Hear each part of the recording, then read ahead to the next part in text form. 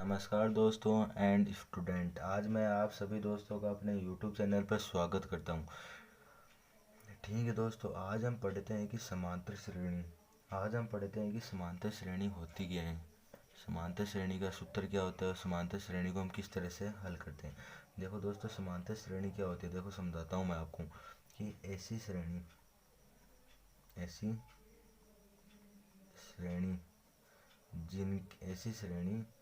जिनके मध्य सर्वांतर निश्चित हो। सर्वांतर यानी सौर प्लस अंतर, सर्वांतर निश्चित हो।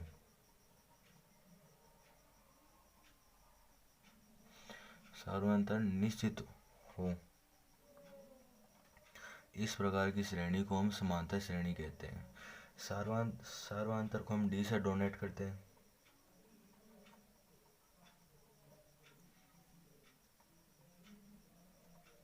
स्मॉल डी से प्रदर्शित किया जाता है।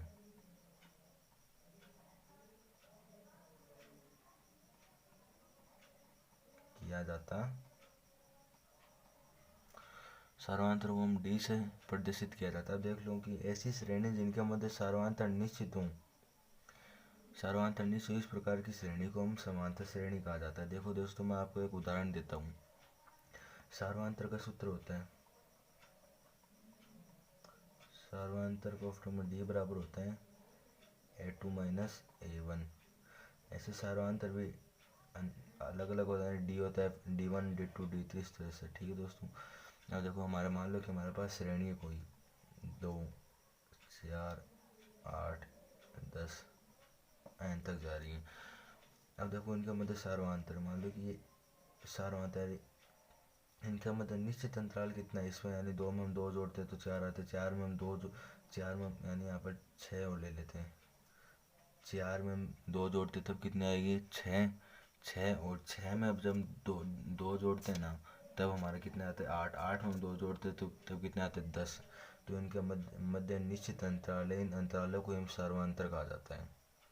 सर्वांतर कहता है। देखो सर्वांतर का सूत्र क्या होता है, A2 माइनस A1, यानी D1 के लिए D1 बराबर होता है कि A2 माइनस A1, यानी इसका यह पद होता है ना, प्रथम पद होता है, प्रथम पद A1, इसे हम A2 कहा जाता है, इसे हम A3 कहते हैं, इसे हम A4 कहते हैं, A4, और इसे हम A4 कहते हैं, और ये A3 होता है और ये A5 होता है। ठीक है, D1 बराबर A2 माइनस A1, A2 का मान कितना है 4, 4 माइनस A1 2, ऐसे इसके मान काट लेते हैं। D2 बराबर कितना आएगा, अब A3 माइनस A2, A3 का मान कितना है 6, 6 माइनस 4 बराबर 2। तो कहने का मतलब है कि सर्वांतर का मान हुआ 2। ठीक है, अब समांतर श्रेणी ज्ञात करना कि समांतर श्रेणी को कैसे ज्ञात करते हैं, के सूत्र या फिर सूत्र।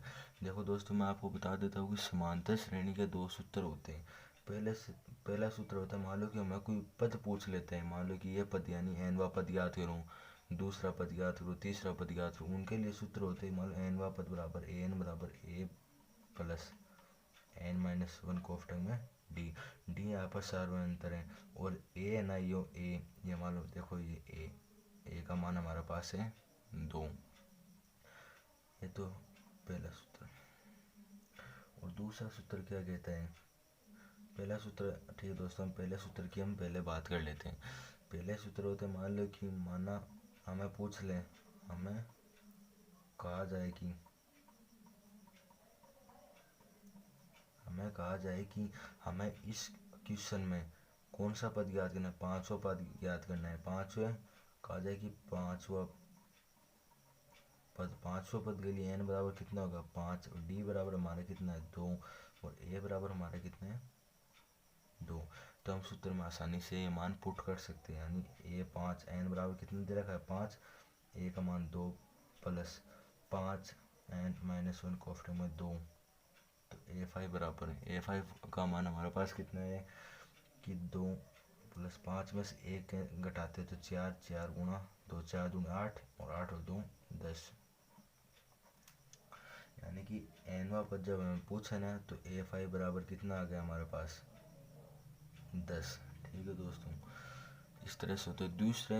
दूसरा और होता है ना हमारा सूत्र, वो भी मैं आपको अभी बताता हूँ।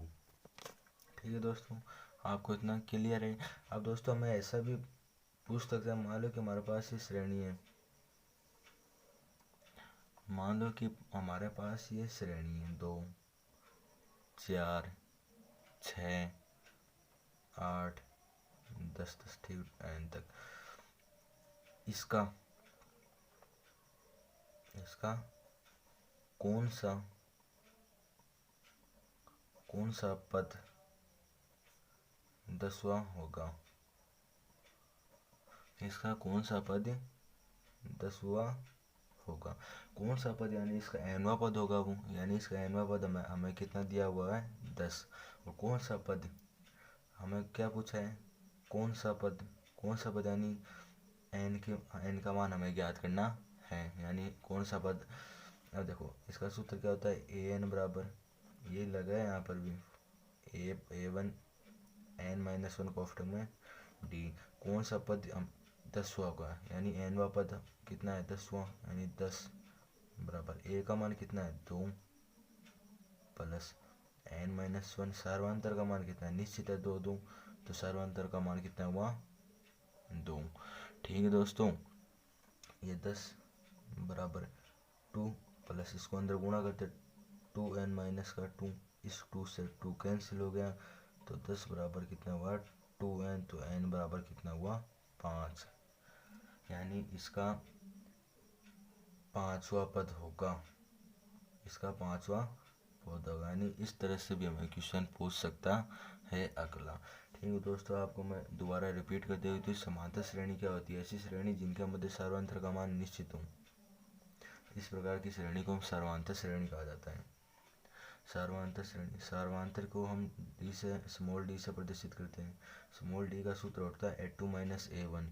a2 यहाँ पर क्या है कि श्रेणी का द्वितीय पद को हम a2 कहते हैं, श्रेणी का तृतीय पद प्रथम पद को हम a1 कहते हैं।